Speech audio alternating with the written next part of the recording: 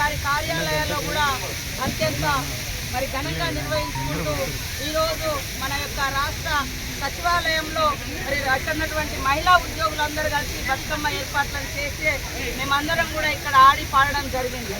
బతుకమ్మ అంటే తెలంగాణ సంస్కృతిని ప్రతిబింబించేది. తెలంగాణ ఆడపడుచుల యొక్క ఆట పాటల ద్వారా మన తెలంగాణ గడ్డ యొక్క అస్తిత్వాన్ని భవిష్యత్ తరాలకు అందించాల్సిన అవసరం ఉంది.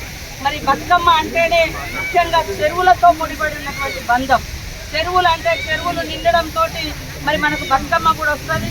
అప్పటిదాకా అత్తవారి ఇళ్లలో పోయినటువంటి ఆడపడుచులు కూడా తల్లిదండ్రుల ఇళ్లకు వచ్చి ఆత్మీయంగా ఉండేటువంటి పండుగ ఈ 9 రోజుల పండుగ బతుకమ్మ పండుగ. కాబట్టి ఈ పండుగను మన సీఎం రేవంత్ రెడ్డి గారు కూడా రాష్ట్ర వ్యాప్తంగా ఘనంగా నిర్వహించుకోవడం కోసం మహిళలకు అదేవిధంగా మహిళా ఉద్యోగులకు కూడా అనేక అవకాశాలు ఇస్తూ ప్రోత్సహించడం జరిగింది. ఈ క్రమంలోనే ఇక్కడ ఈరోజు మేము ఒక దిక్కు ఉస్మానియా యూనివర్సిటీలో కానీ పంచాయతీరాజ్ ఉద్యోగులతోటి అదేవిధంగా విద్యుత్ ఉద్యోగులతోటి మహిళా ఉద్యోగులతోటి ఈరోజు సచివాలయంలో ఉన్నటువంటి మా మహిళా ఉద్యోగులతోటి ఈ సంబరాన్ని నిర్వహించుకోవడం చాలా సంతోషం. ముఖ్యంగా మనం ఎంత ఎత్తుకు ఎదిగినా, ఎంత ఆర్థికంగా ఉన్నా, ఎంత సామాజిక ఉన్నతంగా ఆలోచనలు ఉన్నా, ఎంత పదవులలో ఉన్నా మన పూర్వీకులు ఇచ్చినటువంటి మన పూర్వీకులు మనకు అందించినటువంటి ఇలాంటి గొప్ప ఆట పాటలతో ఆనందంతో అలాయి బలాయితో కూడుకున్నటువంటి ఈ ఆత్మీయ బంధాన్ని బతుకమ్మను మనం భవిష్యత్ తరాలకు అందించాల్సిన అవసరం ఎంతైనా ఉందని తెలియజేస్తాను. దేశంలో ప్రపంచంలో ఎక్కడ లేని విధంగా పూలను పూజించే పండుగ.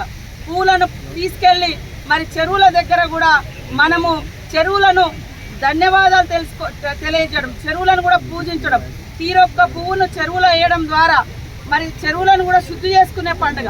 మనకు ఒకప్పుడు చూస్తే కొన్ని వందల సంవత్సరాల నుంచి తెలంగాణ ప్రాంతం పూర్తిగా చెరువుల మీద ఆధారపడి వ్యవసాయం కానీ నీటి వసతులు కానీ మన ఊళ్ళల్లో చూస్తే మంచినీళ్ళు కూడా చెరువులలో తీసుకొచ్చేది, స్నానాలు చెరువుల కాడే చేసేది, పంటలు పండితే చెరువు కిందనే ఉన్నటువంటి పంటలకు ఎక్కువ నీటి వసతి కూడా చెరువుల ద్వారానే ఉండేది. కాబట్టి చెరువుకు బతుకమ్మకు విడదీయరానటువంటి బంధం ఉంది. కాబట్టి మనం ఆడినటువంటి బతుకమ్మను కూడా చెరువులోనే వేసి సాగనంపుతాము. ఆ వేసేటువంటి ప్రతి పువ్వులో ఈ చెరువుల యొక్క ఆ శుద్ధి చేసేటువంటి గుణం యాంటీబయాటిక్ కూడా ఉంది. అందులో గౌరమ్మను పెట్టి మేమందరం పూజిస్తాం.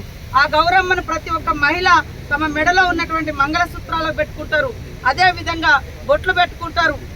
సుఖంగా ఉండాలి, అదే విధంగా సుమంగలిగా ఉండాలని. అట్ ద సేమ్ టైం ఆ గౌరమ్మను తీసుకెళ్లి చెరువులలో కూడా కలపడం జరుగుతుంది.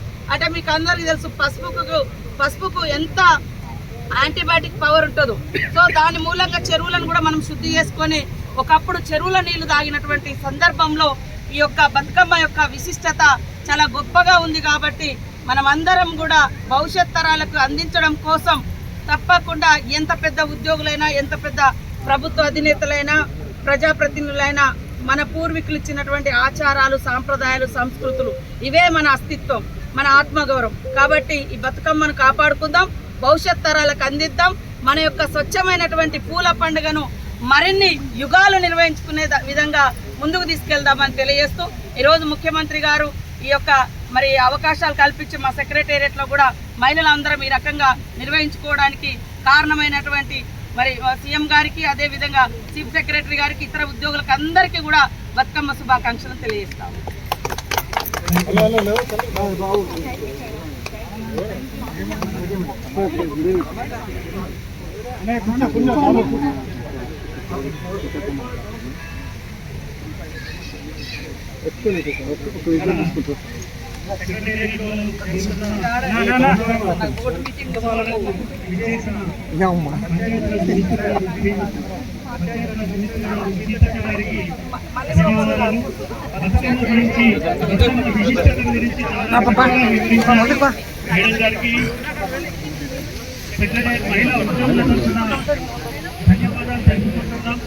అలాగే